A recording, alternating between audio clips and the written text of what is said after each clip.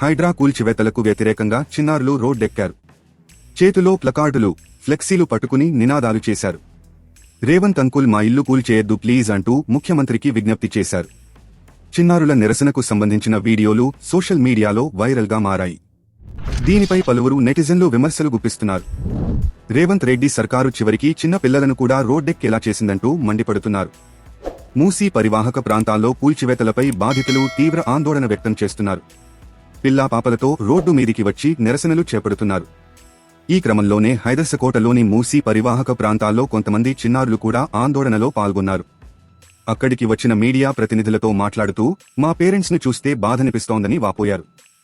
మా ఇల్లు మాకు కావాలి, సీఎం సార్ ప్లీజ్ హెల్ప్ చేయండంటూ ఓ చిన్నారి మీడియా ద్వారా ముఖ్యమంత్రిని కోరింది.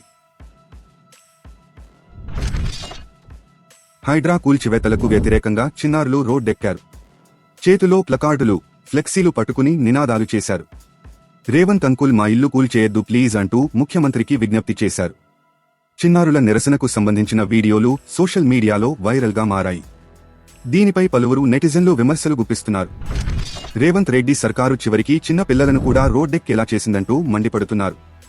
మూసీ పరివాహక ప్రాంతాల్లో కూల్చివేతలపై బాధితులు తీవ్ర ఆందోళన వ్యక్తం చేస్తున్నారు. పిల్లా పాపలతో రోడ్డు మీదికి వచ్చి నిరసనలు చేపడుతున్నారు.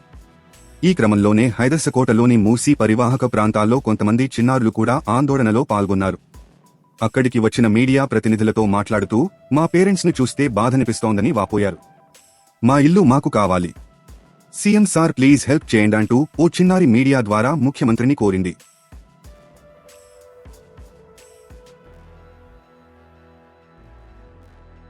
తాజా సమాచారం కోసం లైక్ చేయండి, సబ్స్క్రైబ్ చేయండి, నోటిఫికేషన్ల కోసం గంట సింబల్ ఆన్ చేసి పెట్టండి.